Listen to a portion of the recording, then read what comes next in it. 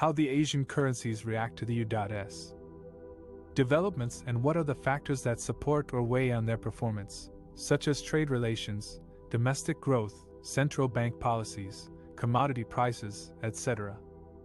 Asian currencies have been struggling to gain against the U.S.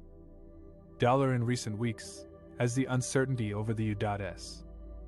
debt ceiling talks and the Fed's comments on future interest rate hikes have dampened investor sentiment and stoked concerns of a global slowdown. The U.S. debt ceiling is the limit on the amount of money the U.S. government can borrow to fund its services. If Congress fails to raise the debt ceiling by October 18th, the U.S. could default on its obligations, triggering a financial crisis and a spike in interest rates. The Fed, meanwhile, has signaled that it may start tapering its bond buying program as soon as November and raise interest rates next year, as inflation pressures mount and the U.S. economy recovers from the pandemic. These developments have boosted the demand for the U.S.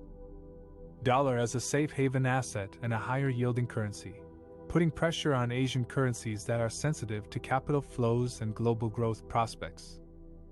Among the Asian currencies, the Philippine peso and the Thai baht have been among the worst performers, depreciating by about 0.2% each against the U.S. dollar on Monday. The Philippine peso has been weighed down by the country's weak economic outlook and political uncertainty ahead of next year's presidential election. The Thai baht has been hurt by the slow recovery of the tourism sector and the surge in COVID-19 cases. The Malaysian ringgit and the Singapore dollar have been relatively stable, remaining unchanged against the U.S. dollar on Monday. The Malaysian ringgit has been supported by higher oil prices and improved trade balance, while the Singapore dollar has been underpinned by strong domestic growth and inflation.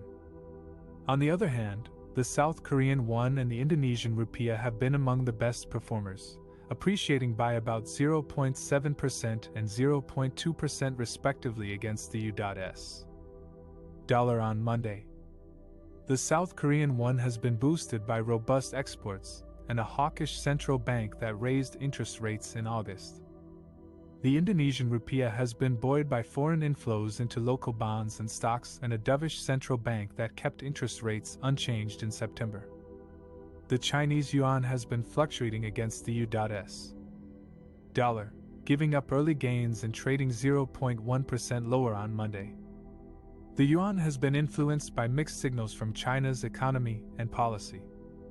On one hand, China has kept its benchmark lending rates unchanged for 9 months in May, indicating a cautious stance amid slowing growth and regulatory crackdowns.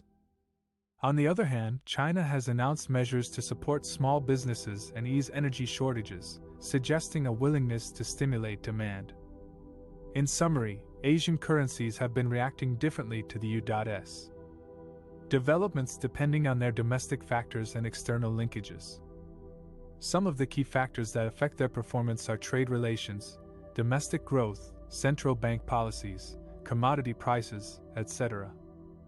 As long as the U.S. debt ceiling issue remains unresolved and the Fed maintains its hawkish tone, Asian currencies are likely to face headwinds in the near term.